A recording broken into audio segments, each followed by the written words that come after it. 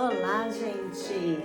Tô aqui pra gente continuar crescendo, mudando o nosso cérebro, tendo uma educação de qualidade.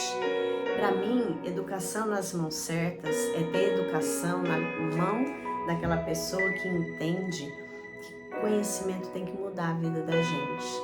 A gente não pode inflar a cabeça de conhecimento e não viver. Pessoas assim são vazias e não acrescentam nada à vida umas das outras.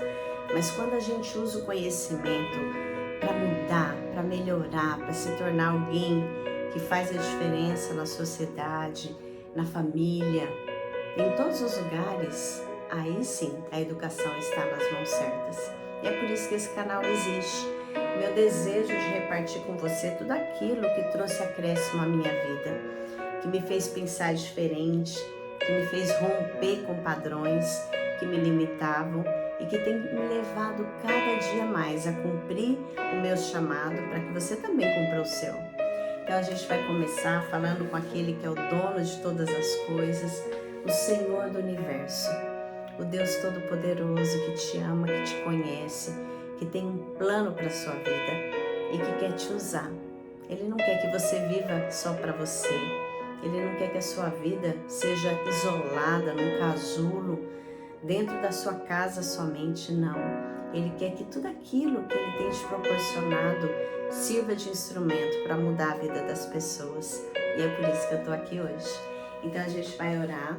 E hoje eu trouxe algumas coisas aqui que eu tenho anotadas para dividir com vocês de conhecimentos bíblicos e de livros de pessoas que romperam, pessoas que chegaram lá. Algumas delas nem sabia que estava fazendo exatamente o que a Bíblia diz.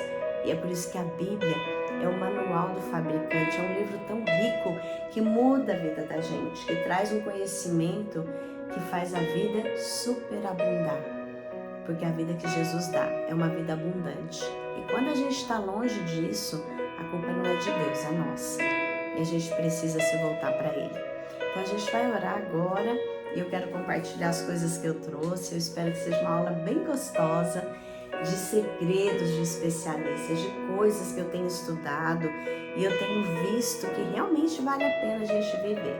Vamos orar? Senhor, é tão bom falar com o Senhor. É tão bom saber que a internet nos une e que onde quer que uma pessoa agora acesse esse vídeo, ela foi orientada pelo Senhor, porque eu tenho orado por isso. Eu tenho pedido ao Senhor que eu não esteja aqui perdendo meu tempo, mas investindo em vidas, assim como um dia o Senhor investiu na minha vida, com conhecimento que mudou a minha forma de pensar, de reagir, de agir, de entender a vida, de compreender que todos nós temos problemas, lutas e dificuldades, mas que eles existem para serem superados e não para nos paralisar, para nos limitar, para nos abater, Senhor. Então, onde houver uma pessoa ouvindo esse vídeo agora, dá força para ela, que ela tenha determinação, coragem, ela diga para ela mesma: eu nunca mais serei a mesma. Eu vou aproveitar todas as oportunidades que Deus me der para influenciar vidas e mais vidas para a glória do nome dEle. Cuida delas, Pai, anima o coração, tira toda a incredulidade, todo o medo, todo o desânimo, toda a covardia, toda a preguiça e nos enche com o Espírito Santo de Deus para nós podermos cumprirmos o nosso chamado nessa terra e o Teu propósito para a nossa vida, em nome de Jesus. Amém. Amém, gente. Então vamos lá. Eu quero começar lembrando de algumas frases bíblicas que falam do seu valor. Você é uma pessoa especial. Você é uma pessoa que a Bíblia diz lá em Salmos 139:14. Eu te louvo, o salmista falando, porque me fizeste de um modo especial e admirável. As suas obras são maravilhosas. Isso eu sei muito bem. Então, a gente pode dizer: eu sou especial, eu sou admirável. Quando Deus me fez, Ele pensou um plano para a minha vida. Ele pensou um plano para você. Ele não te fez ao mero acaso, Ele não errou, Ele não se enganou, Ele tinha um propósito. Então você precisa dizer isso para você: eu sou especial para Deus. e as obras de Deus na minha vida são admiráveis. Jeremias 29:11 é um versículo que a gente fala muito aqui. Pois eu sei os planos que tenho para vocês, diz o Senhor. Planos de fazê-los prosperar e não de lhes causar dano. Planos de dar-lhes esperança e um futuro. Esse é o plano de Deus para você. De esperança, de futuro, de fazer você prosperar. Então você pode dizer, eu vou prosperar. Porque o desejo de Deus para a minha vida é que eu prospere.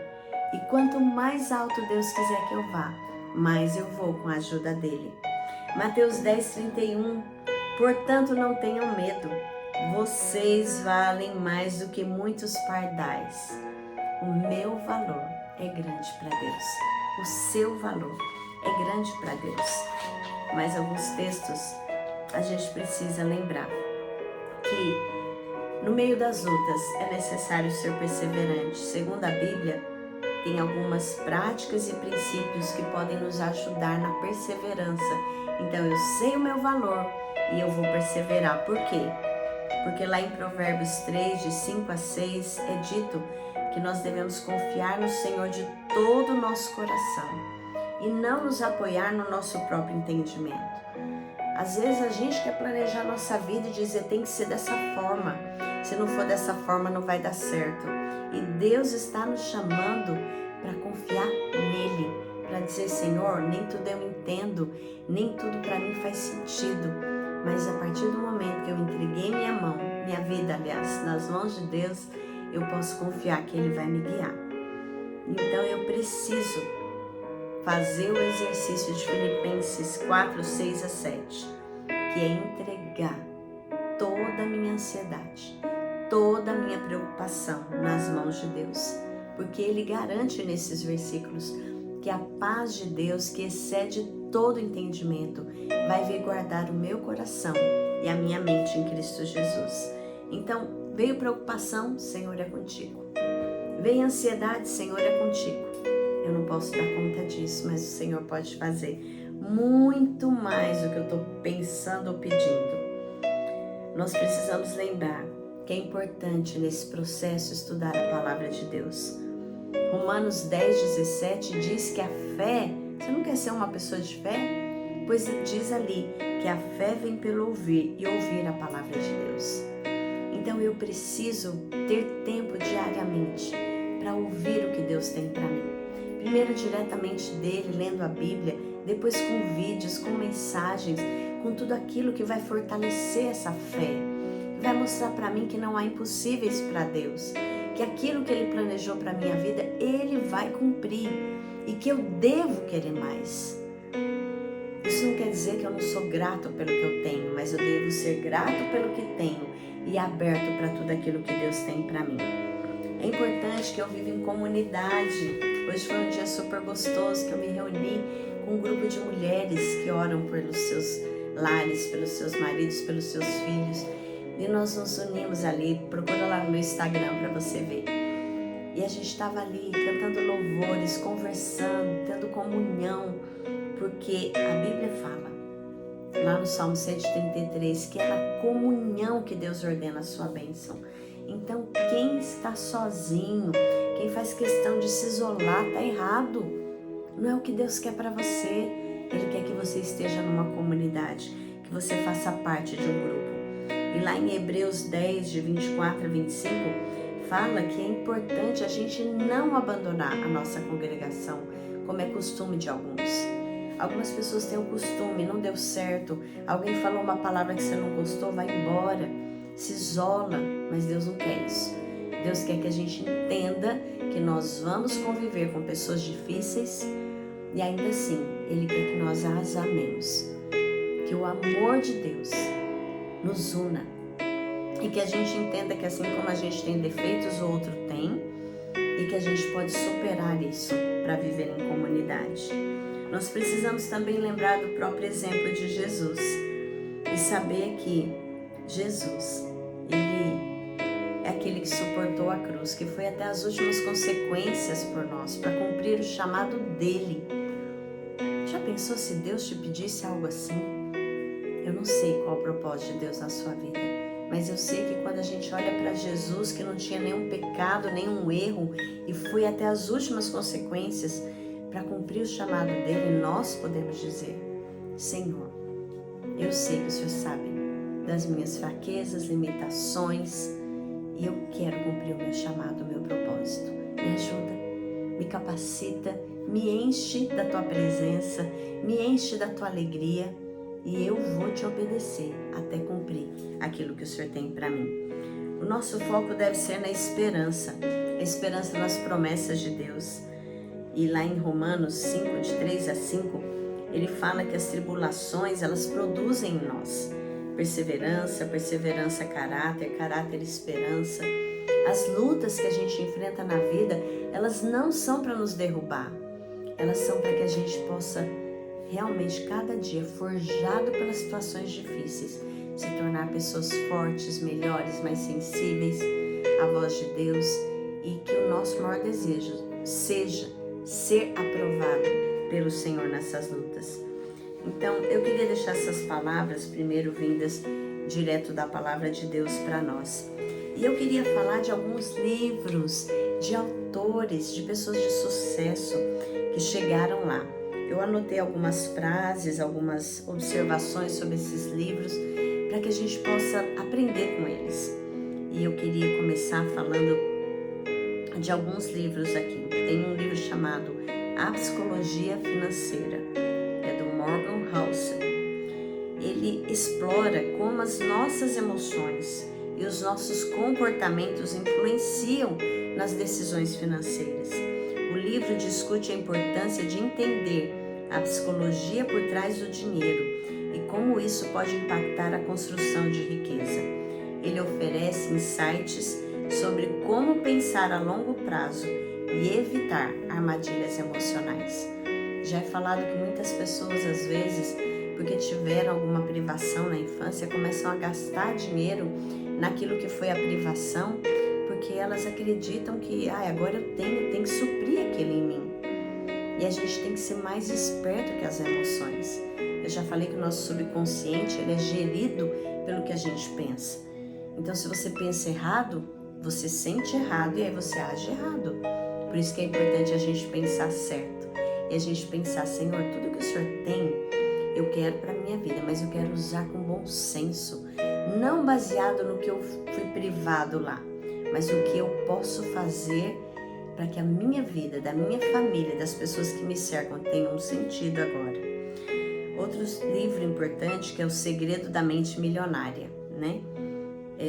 Do Eker. Eker apresenta a ideia de que a mentalidade é fundamental para alcançar a riqueza. O livro identifica crenças limitantes que podem impedir o sucesso financeiro e oferece estratégias para mudar a mentalidade e adotar hábitos que favorecem a prosperidade. Se a gente pensa que a gente tem que ser pobre, que a gente não pode ter nada, que ter dinheiro é pecado, a gente vai viver assim. Quando a gente pensa, o dinheiro vai ser um instrumento nas minhas mãos para cumprir o propósito que Deus tem para mim, a gente começa a aumentar os nossos níveis de permissão, entendendo que a gente não pode pôr um teto para aquilo que Deus vai fazer na nossa vida. Nós precisamos falar: Senhor, tudo que o Senhor tiver para mim eu quero. Então eu não quero te limitar, eu quero andar pela fé e galgar os passos para chegar onde o Senhor quer que eu esteja, para cumprir o meu chamado. Outro livro importante é A Riqueza Autêntica. O fundador de uma corporação discute a importância de investir de forma inteligente e ética. Ele defende a simplicidade nos investimentos, como nos fundos de índice, e enfatiza a importância de ter uma visão de longo prazo para acumular riquezas. Eu tenho estudado a vida de alguns milionários e eles dizem o quê? Que assim que eles começaram a enriquecer, eles não foram gastando, eles foram pegando aquele dinheiro que sobrava e investindo mais, para pensar a longo prazo. Não queira usufruir de uma vida que você ainda não tem.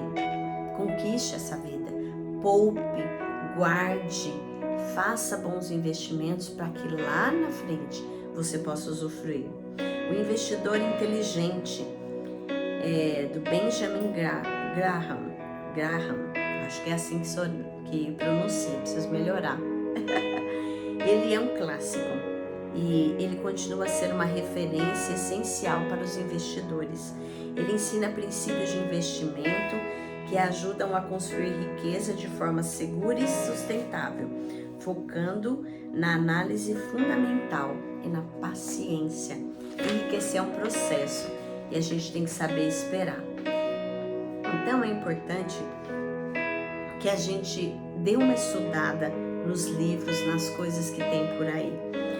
Eu fiz aqui um resumo de 25 hábitos na sua vida diária que pode estar no caminho certo para alcançar o sucesso financeiro e construir uma vida de riqueza duradoura.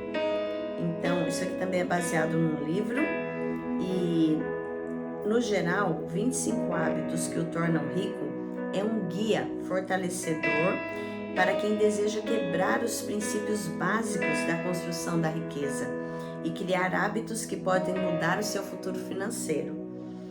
Aqui estão alguns livros que nos ajudam a aprender sobre como podemos ficar ricos. Deixa eu só pegar aqui, eu virei a página, para a gente começar primeiro com os hábitos, tá? Então vamos lá. Esses 25 hábitos que eu vou falar para vocês, eles são um resumo do livro que é chamado, o título do livro é 25 hábitos que o tornam rico e é por Samir Machawi. A sua abordagem distingue entre a mentalidade dos ricos, da classe média e dos pobres, incentivando os leitores a adotarem os princípios que criam riqueza, independentemente do seu nível de renda. A ênfase na literacia financeira como uma ferramenta que todos podem usar ressoa fortemente aqui. Então vamos começar. Primeiro hábito: comece a economizar cedo. Desenvolva o hábito de economizar uma parte de sua renda desde cedo. Ensina isso para os seus filhos, né? Que a partir do momento que eles começam a trabalhar, ter uma determinada renda, vai começando a poupar, para que a sua mente se acostume a sempre separar uma parte para o investimento. Número 2, invista com sabedoria. Invista seu dinheiro em ativos com alto potencial de crescimento. Então, em vez de você usar o seu dinheiro para adquirir coisas, faça dele um ativo. O que é um ativo? É uma produção de renda. Então, é pegar o dinheiro e pensar como é que eu posso multiplicar esse dinheiro que eu tenho. Número 3, viva abaixo de suas possibilidades. Evite gastar demais e viva dentro de suas possibilidades. Não seja uma pessoa gastona que não tem controle sobre aquilo que tem. Aprenda a viver com o que você tem. Faça um orçamento, faça um planejamento. Número 4, desenvolva múltiplos fluxos de renda. Diversifique seus fluxos de renda para reduzir o risco financeiro. Gente, é muito legal a gente aprender que a gente pode ter uma carteira de investimento. Um pouquinho na poupança, um pouquinho em CDB, um pouquinho no Tesouro Direto, um pouquinho em ações e em outras formas de investimento, consórcios. E aí por aí vai. Graças a Deus, quando você pega e pede a Deus e começa a estudar sobre finanças e diversificar os seus investimentos, você vai conseguir ver o que rende mais, o que rende menos, a compra de dólar e por aí vai. E isso não é para os ricos, é para todos nós. Cada um de nós pode pegar mensalmente um pouquinho do seu dinheiro e falar: Deus, me dá sabedoria para investir, para multiplicar. Então a gente tem que diversificar, né? Ter uma carteira de investimentos. Número 5, minimizar dívidas. Trabalhe para se livrar das dívidas que você já tem, principalmente empréstimos, financiamentos, cartões de créditos que estão acumulados. Coloca um alvo: eu não vou gastar nada até eu quitar essas dívidas. Eu vou me controlar, Senhor, e eu vou limpar o meu nome. Quando eu tiver quitado as dívidas, quando chegar um dinheiro, em vez de eu comprar coisas, eu vou fazer um investimento. Esse aqui é o número 5. Número 6, Crie um fundo de emergência, a gente não sabe o dia de amanhã. Então, economize de 3 a 6 meses em despesas em uma conta poupança de fácil acesso, sabe? Tem que ser um investimento que você possa tirar quando vem uma emergência. Então, às vezes a gente faz investimentos de longo prazo, que você só pode mexer depois de 2 anos, 3 anos, mas você tem que ter também um investimento de curto prazo, que você possa tirar aquele dinheiro caso surja uma emergência. Então, crie esse fundo. Número 7, cultive a alfabetização financeira. Eduque-se continuamente sobre finanças pessoais, investimentos e estratégias de construção de riqueza. Como eu falei, tem tanto curso gratuito na internet, tem consultoria, você pode procurar alguém que está fazendo economia, que está trabalhando num banco, e marca uma conversa. Hoje eu estou indo na sua casa, eu queria conversar. Eu quero aprender com você, eu quero saber o que eu estou fazendo de errado, eu quero te levar o meu orçamento e mostrar onde é que eu posso melhorar. Número 8, evite a procrastinação, deixar para depois. Age em direção aos seus objetivos financeiros sem demora, não fica guardando dinheiro embaixo do colchão. Começa já a investir o seu dinheiro, a pensar nele, a pedir sabedoria a Deus, para fazer com que o seu dinheiro multiplique e você possa ser útil nas mãos de Deus através dele, alcançando seus objetivos, seus sonhos. Número 9, estabeleça metas financeiras claras. Defina objetivos financeiros específicos, mensuráveis, alcançáveis, relevantes e com prazo determinado. Então, Deus, olha, até o final do ano eu quero ter poupado tanto, eu vou separar tanto, eu tenho um projeto para o meu dinheiro, porque eu quero vê-lo render, eu quero vê-lo multiplicar, eu quero que o Senhor me abençoe. Então eu vou planejar, né? Por isso que a gente precisa colocar essas metas, talvez de curto, de médio e de longo prazo. Número 10, priorize as necessidades em detrimento dos desejos. Distinga entre despesas essenciais e despesas discricionárias. Às vezes a gente tem despesas que são necessidades, mas tem outras que você já tem o hábito de gastar em coisa que não deve. E você precisa fazer essa análise. Onde que eu estou gastando meu dinheiro? Para onde ele vai todo mês? Para isso, anota tudo. A gente já falou isso. Um outro conselho de um milionário, 30 dias anotando tudo que entrar, para saber exatamente quem é você nas finanças, para onde vai o seu dinheiro, onde que você tem gastado. E às vezes nessa avaliação você já consegue mudar algumas ações, atitudes e melhorar o seu desempenho financeiro.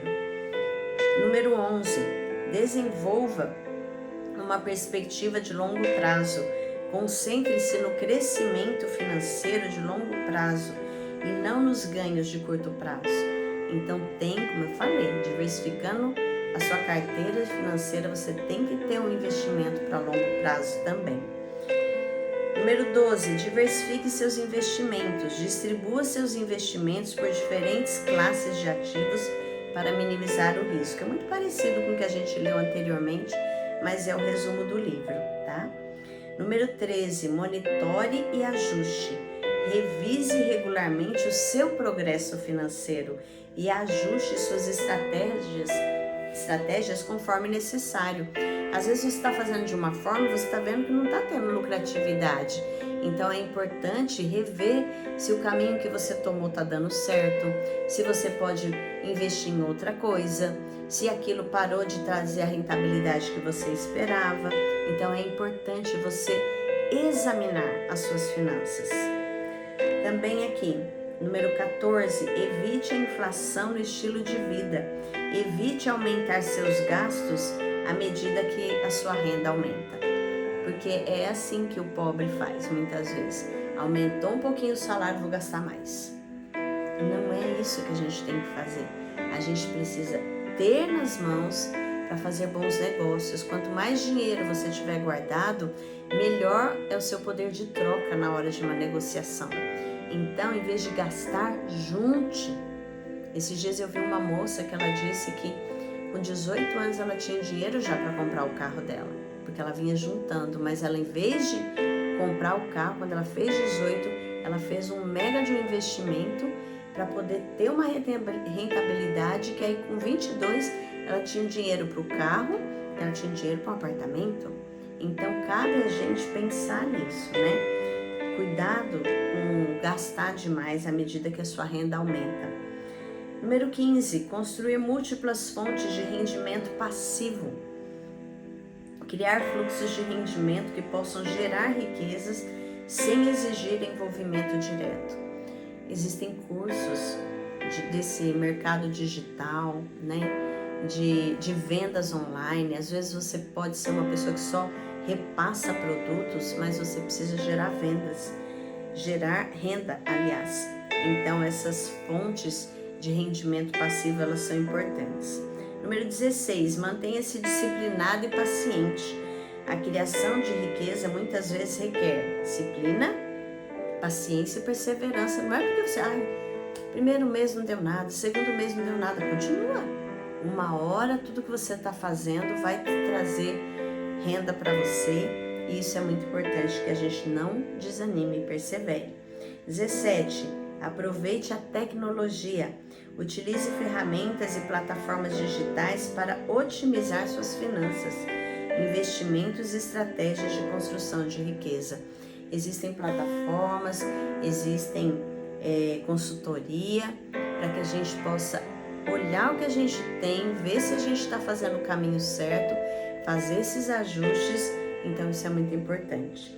18, desenvolva uma mentalidade de riqueza. Cultive uma mentalidade que apoie a criação de riqueza, com uma mentalidade de crescimento, de resiliência e adaptabilidade.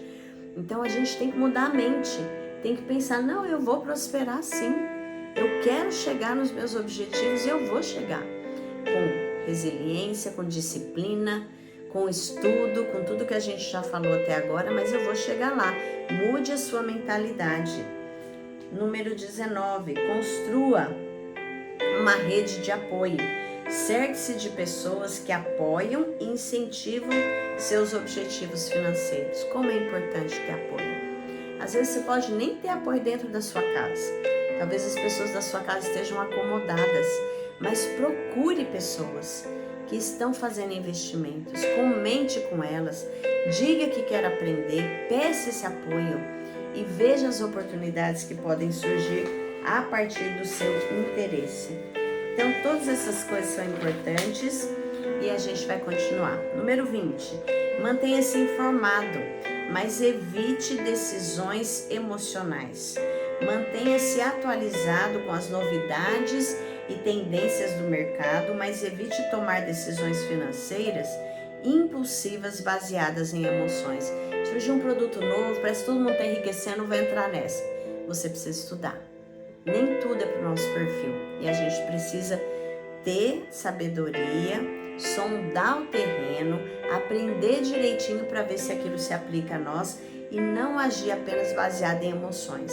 Já vi pessoas, comprei um apartamento, um resort, vou comprar também. E depois não deu certo. É importante a gente pensar, aquilo é para mim? Vai realmente trazer um retorno financeiro? Ou eu estou sendo ludibriado pelas minhas emoções, pelo meu desejo? Então tenha cuidado.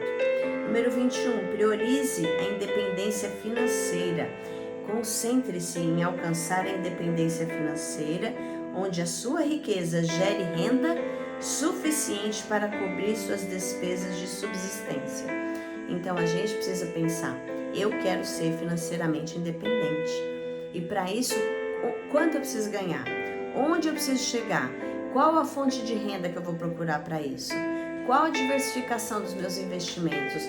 Eu posso ter uma segunda fonte de renda? Alguma coisa que eu possa vender, fazer para chegar nesse patamar e ter a independência financeira? Tudo isso precisa ser estudado, pensado e corrigido no trajeto.